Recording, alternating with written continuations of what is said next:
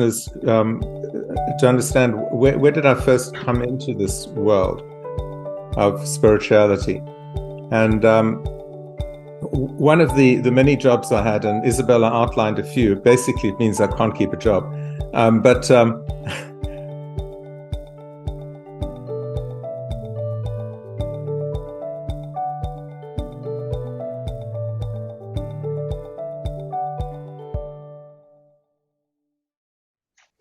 Hi everyone, welcome to the Actionable ESG Talks series brought to you by AKFI Actionable Knowledge Foundational Institute, the world's first nonprofit industry consortium committed to bridging the gap between ESG sustainability and digital transformation. My name is Isabella. I'm the co-host here with Manuel, the other co-host, also the executive director at the AKFI, and our old friend, our regular guest for the third time on our show. So happy to see you again, Derek. See you. Each time we have different topic with Derek, so it's always refreshing and interesting. And I personally going to be very enjoying today's topic. The discussion we're going to have later on. Thanks to this talk series, we get to connect with great minds to together discuss the current state and the future state of ESG, sustainability, and digital transformation. And for those who are first time meeting Derek, Derek has so many titles, and I'll just shout out a few here, which is a good thing.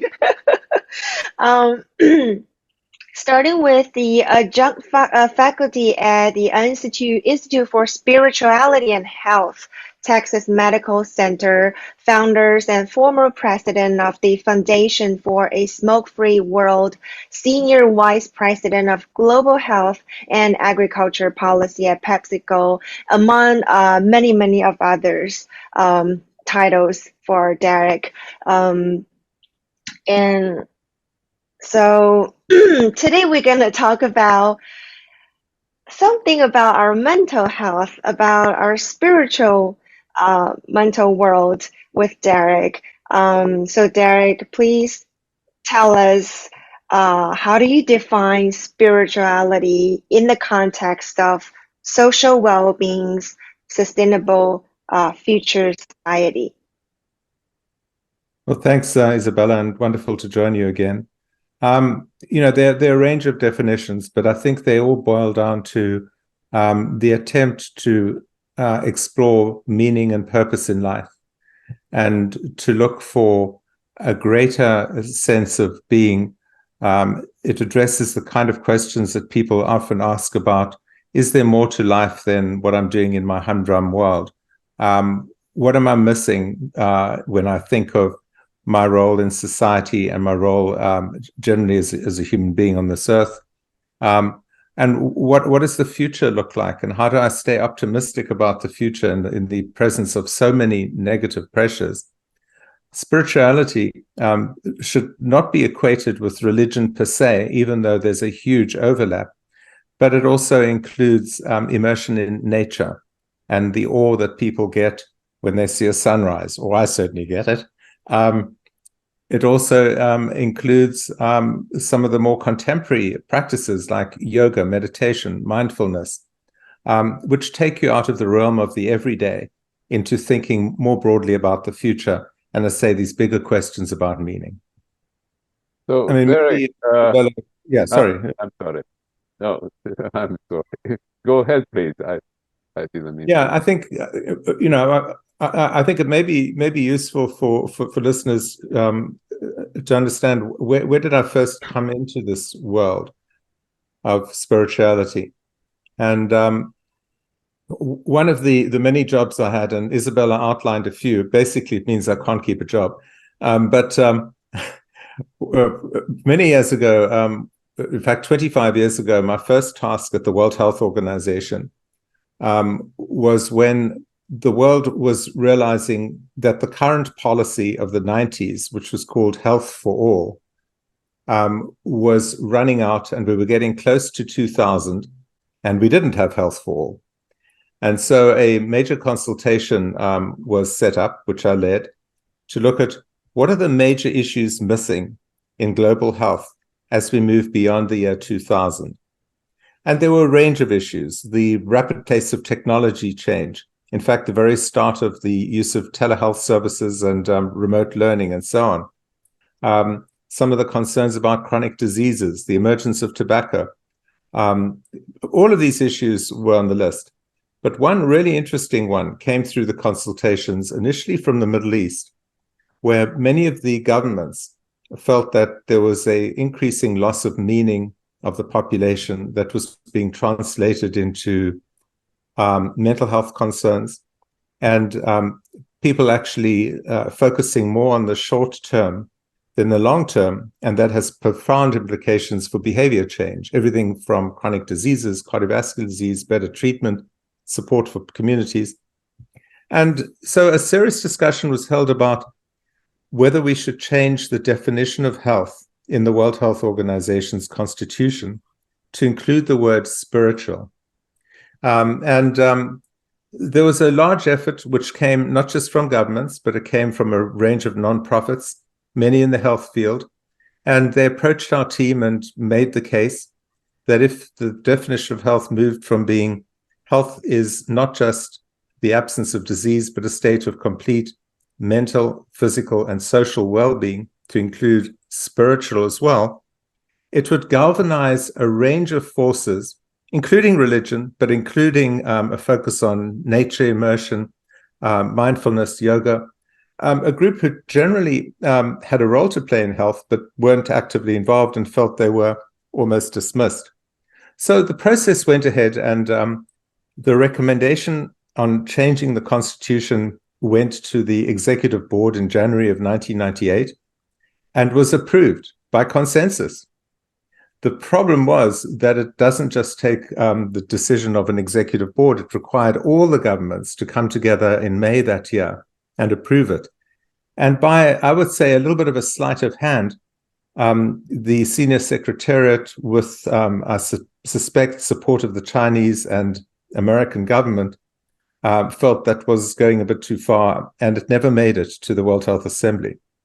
So it's one of the few examples of a resolution which the board approved, and a very serious thing to have a constitutional change, that never made it. And over the years, I'd been contacted by academics who dug into the WHO documents, because it's all laid out there. It's a public document.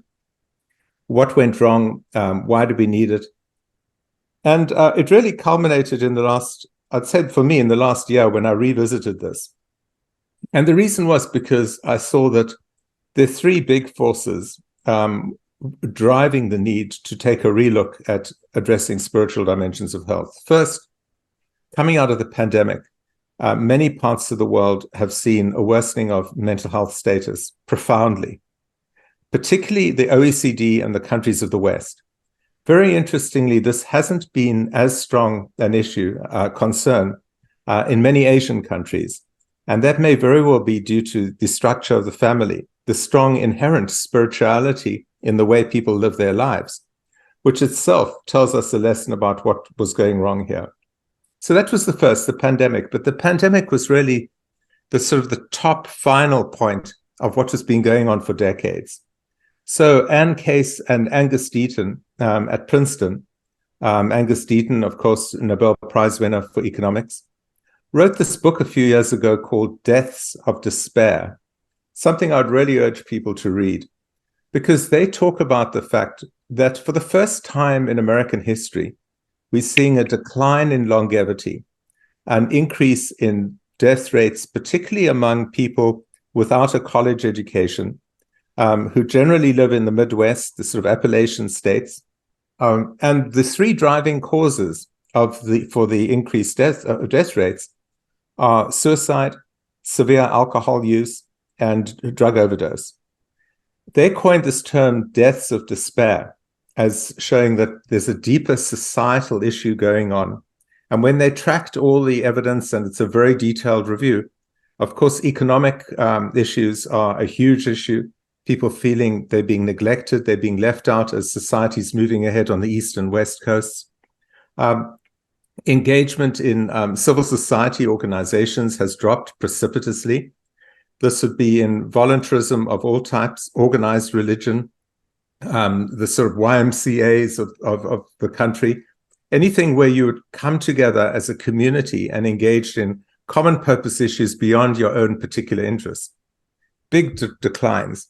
And when I read this literature, it struck me that was one of the big drivers was the lack of an awareness of the importance of spirituality. The third one was focused on kids, where Jean Twenge and many other commentators, including Tom Insel, who was the head of the Mental Institute of the NIH for many years, have really been writing about how young people, particularly, are so much more focused on themselves, sort of the I culture as opposed to we, and that this is partly being driven by social media, the whole selfie movement, the whole neglect of bigger social purpose. And how we're seeing it expressed is in terms of greater suicide and suicide ideation among young people, particularly girls often, high levels of depression, so high that I know a number of the major hospital groups are now having to both build and construct new mental health institutions for young people. Something we never really thought possible. And again, underlying all that is lower participation in everything from sports, from organized religion to community activities, to many of the voluntary activities. So you take those three together, and then look further afield at Scotland, the UK, the countries of the ex-Soviet Union, where we'd seen this phenomenon when the Berlin Wall fell. It became very evident this was a huge issue, particularly as people didn't know what the future was going to bring. And so I really feel that this is a time for us to start relooking at it. And I would add one last thing before you go on with the questions. I think what's also intriguing is that in the past, people would say, well, this issue of spirituality is a very soft, fluffy issue. It's not tangible. There's no real evidence. Well, I've been working with a colleague, Yusuf Ransom, at the Yale School of Public Health, which, believe it or not, Yale now has a small group focused explicitly on spirituality and health, looking at the benefits to mental health programs, to cardiovascular disease program, to cancer survival and treatment. So very hardcore stuff. And this builds on work that we saw so many years ago during the HIV/AIDS epidemic, when in fact the faith-based groups played a very big role in giving hope and opportunity even before the drugs started coming out. The second is that if people really want even higher levels of science, Lisa Miller, in an amazing book called The Awakened Brain, really looks at the neuroscience of spirituality. And she does that by working with Yale scientists to do functional MRIs of the brains of people who may be more involved in spiritual activities versus those who less. And they see a broader lightening up of the brain the more you engage in some of these external and spiritually positive activities, which seem to then suggest that you have a more positive outlook on life, and that itself has a very powerful impact on survival, quality of life, and how you perceive the world around you. So that's I say 25 years ago, we didn't have that evidence. We also didn't have the pressing demand. And I really believe that if we fail to tackle this, we're going to continue to see these spiraling out of control mental health crises, but we're also going to fail to capitalize on how we could get even more out of our current health system, because a lot of these spiritual practices are low cost or often no cost. Oh, that's such a strong case, Derek. I'm trying to summarize it, but I think, and there were business books written about that as well. Tunnel vision comes to my mind. But our lives have to be anchored in the future, and if we see the future being much worse than the present, I think that it's one of the underlining phenomena that leads to the death of despair, the suicide, uh, the mental illnesses. So I see it, if we can't anchor our life to the future, and spirituality is definitely proven to be a way, then things become much more dicey. I don't know if I summarize it. I summarize it based on my engineering understanding of the world rather than a medical understanding. Yeah, I think that's a fair summary, and I think I think you're also hinting at an important question, which is, so why should business care about spirituality? Because it sounds initially so soft and fluffy, and it's something which I think, to start with, anybody involved in worker health, in employer productivity, in looking at retention, all issues which are really fundamental to the bottom line of business, need to recognize that while we flooded the world with medications for depression and anxiety, we haven't seen dramatic improvements equivalent to that in mental health outcomes. And many of these spiritual practices can be introduced into the workplace at relatively low cost, without having to incur enormous infrastructural implications. And they may very well, according to many of the top mental health scientists, give us as good or maybe even better outcomes from the point of view purely of improving productivity, retention, and a more positive sense in the workplace. So that, I'd say, is one of the most immediate benefits of thinking this through and how you would do that.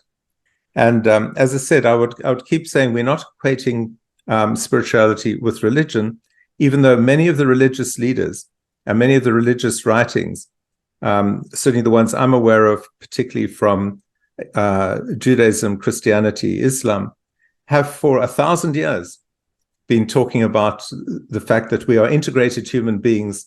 Our spiritual, mental, and physical health are one. You read the writings of Ignatius Loyola or Maimonides, or read the Quran. All of these same messages come through all the time, that a strong focus on the spiritual and the mental and the physical actually creates stronger societies. And I think that's something we need to take account of and be focused on far more.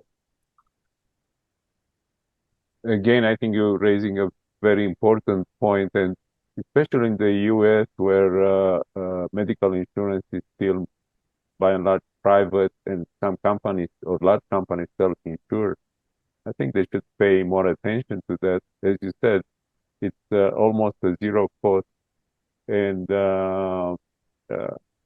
organizing maybe yoga classes is just an example.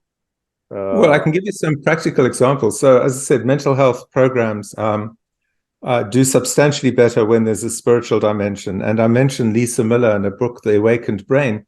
Well, she's spending a lot of her time in the military working with veterans with PTSD, and focusing on these spiritual dimensions to complement traditional medication and psychotherapy.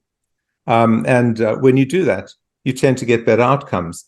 Thinking on the other extreme, we're in an aging society with longevity, long-term nursing care and nursing home care is becoming a huge cost to the insurer, to the individual, and so on.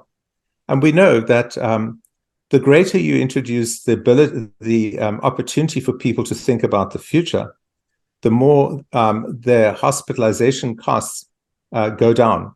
One very simple example, there were these great experiments done in upstate New York long-term care facilities, where they started by just giving some of the patients a plant, which they had to water every day.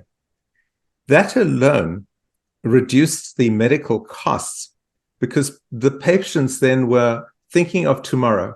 There was a reason to wake up in the morning and do something. It was a very small symbolic thing. It's obviously become a lot more sophisticated. But I mention that because we have only now started taking seriously how your mental health state and your sense of optimism has a direct impact on things like, in the case of cancer, the side effects of chemotherapy, and the survival of people.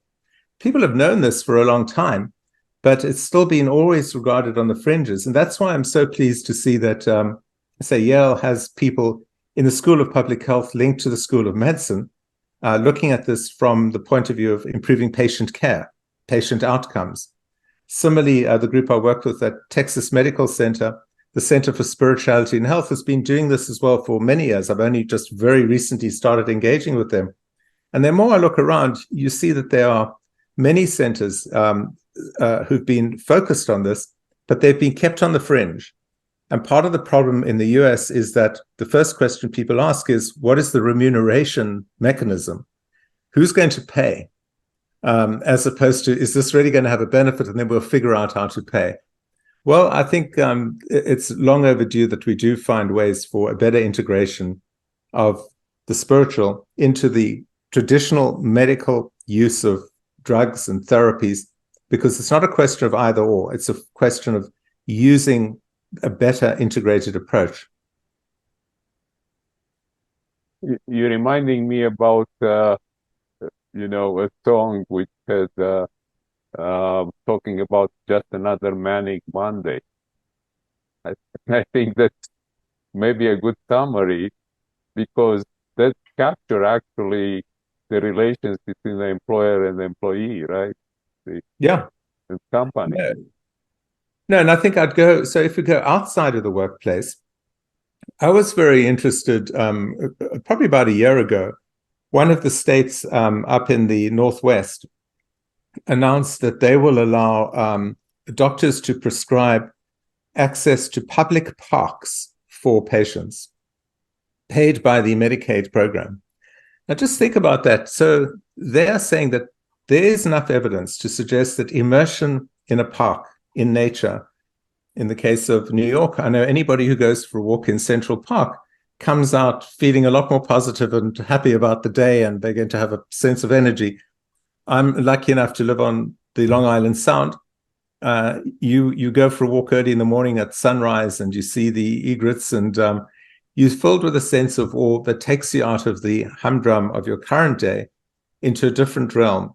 And that gives you a lift for the rest of the day that has positive benefits, both for your health, your mental health status, but your overall desire to engage with other people. And so I think we should think about this issue of spirituality far more broadly as also being an opportunity for people to link back to nature and the environment, something the Japanese have done for many years. Forest walks have long been recognized as a very powerful means of stimulating positive behavior change and mental health programs. And we've become divorced from it. And of course, if we do that, I think it'll have a double benefit. It'll benefit the overall health of people, but it'll also raise their awareness about the need to protect the environment to a greater extent, since it'll be in their own best interest to do so. And I'm happy bringing nature into the equation, because as the sign above my head says, we are actually looking at the ESG, and of course it's about the environment, and of course again it's about social, it's about stakeholders, and I think you did a very in-depth and comprehensive analysis of how the stakeholders, which are the communities at large, can be helped by spirituality. But any more thoughts on how ESG and spirituality may converge? Yeah, I mean, I go back to a piece of work done by Putman called Bowling Alone. It was a book that came out 30 years ago and raised the question of the erosion of social capital and what it meant. And in many ways, part of the social capital argument is very similar to the spirituality one. People we've seen for 30 years were no longer doing activities together. They were doing them by themselves. They were no longer taking part in communal activities. They were doing them alone. And the effect of that was what we're now seeing with all the mental health and other issues. And I think reinvesting in social capital, reinvesting in what we might be able to define for the 21st century as social capital, should be a key element of any ESG strategy. because the benefits will accrue to everyone. How you monetize it, more tricky and not something I want to get into. But I think there must be a space in the business world for greater efforts to happen across many business sectors acting together, like many are doing on climate change, and investing part of their profits into social capital, into some of these communal activities, into access to nature, and even supporting the local religious institutions in their community, I think will pay off big time in terms of the long-term benefits to their workforce and to the people who they're supplying goods and services to. If you think back to the days of the old when the companies almost owned whole cities, you think of Hershey or you think of Cadbury or some of these great companies who had a huge footprint. They were investing in not just the workplace itself, but in the communal structures, in the infrastructure of the city. And they did that knowing that it wasn't just going to be a PR exercise, but if you have a healthier society, a healthier community, a happier community, from a consumer point of view, you're probably also going to win. Well, if you allow me, I sort of created an equation in the sense that what you talked about is so isolation, individuality plus depression, right? It's equal not innovation, and businesses are really keen on innovation. We judge economies of countries based on the capacity to innovate. So Yeah. if we lose this capacity to innovate because of these two trends that are not supported or can be actually reversed by spirituality, I think we have let's call it a business case for introducing spirituality, introducing the hope of the future in the equation, and that results in innovation. We can definitely, we have models to translate it in profit. Yeah, no, I couldn't agree more. And I think that's dead right. Well, I truly enjoyed talking about, but I hope Isabella can help us with a few more questions. Very great discussion, Derek. Just enjoy listening to share this, prophecies of how to spread the spirit of getting benefit for mental health, spirituality practices.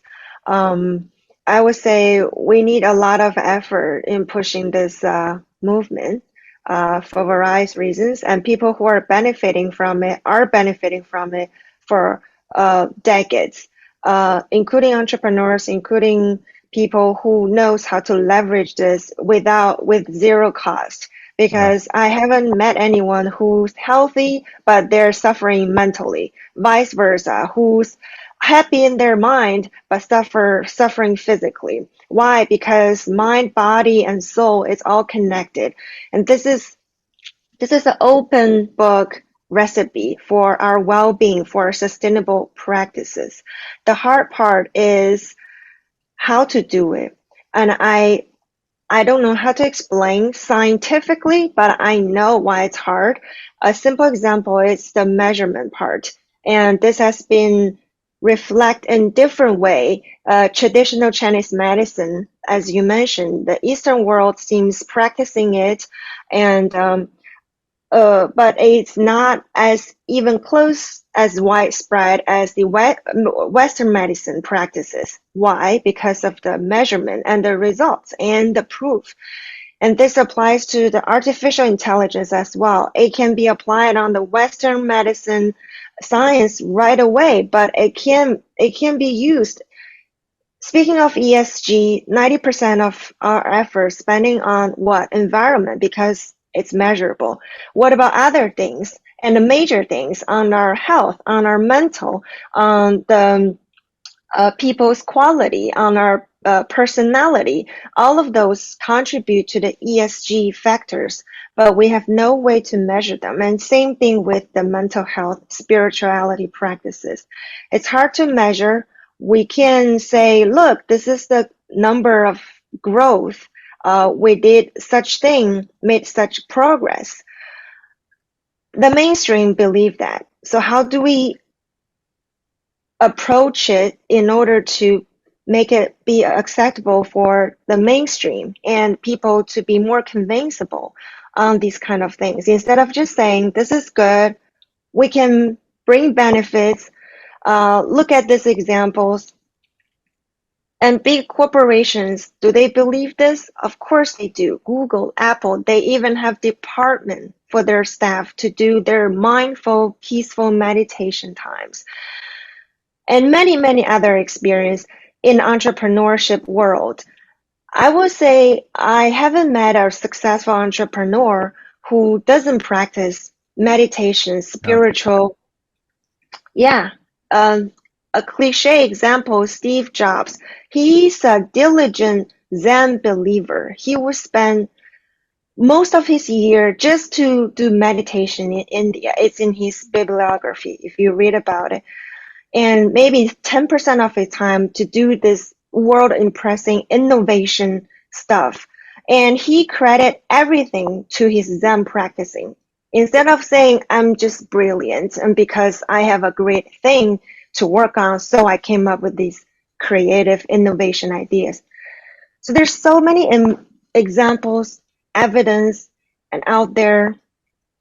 And I do believe a lot of us are aware and a lot of us are practicing. So the reason that we need to push hard is the inertia from different direction. The system that's involved that has been benefit from the current practice and something maybe beyond that. So it's a very interesting topic, and I'm just happy to see we're here to together sharing and talk about this.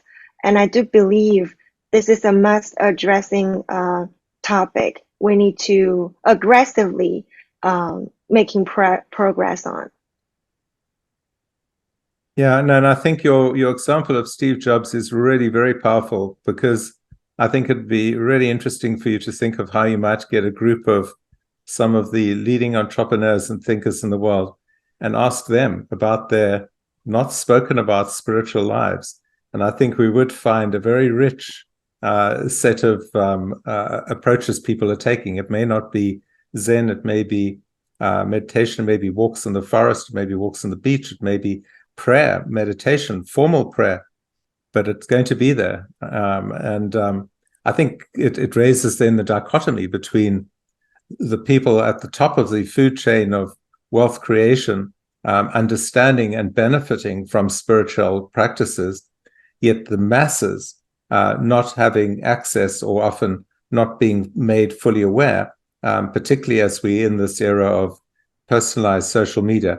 It was Rabbi Jonathan Sachs, who was the Commonwealth rabbi for many years in the UK, who wrote extensively about this concern that he had over the last 3 decades about the growth of the I versus the we culture, which affects all groups around the world, particularly those that are going to be strapped increasingly into social media, and this need to click and click and click and click for responses.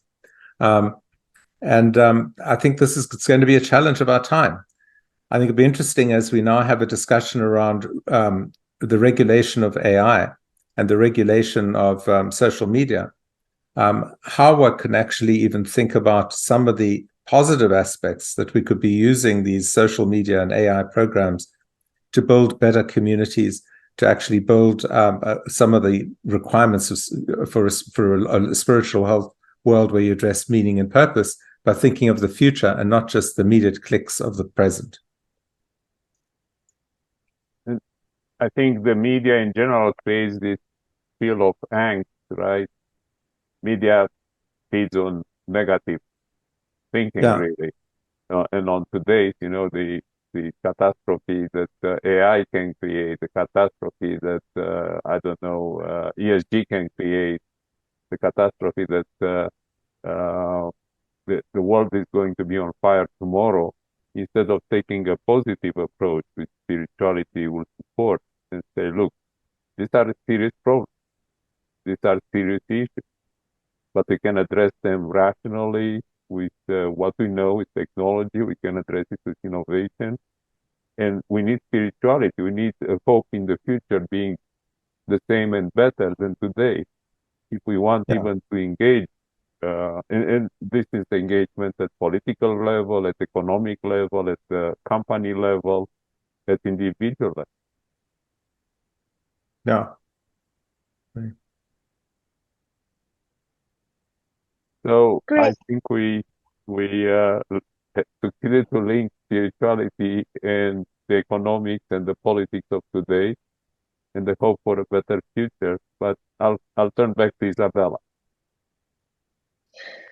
Um, yeah, I think we talk quite a bit, and I like the topic because it is very sustainable. Because imagine we can't even function as a human being because of our mental struggle.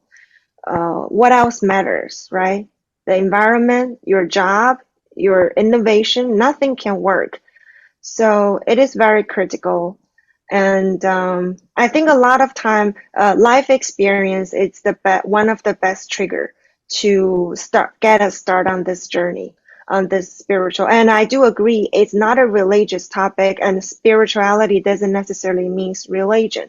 And I just believe this is a thing that it's a combination of our mind and body and our soul, those ingredients that made us a healthy being.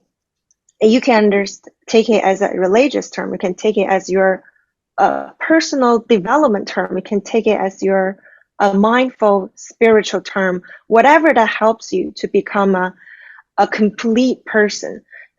So there's a lot of things we can definitely.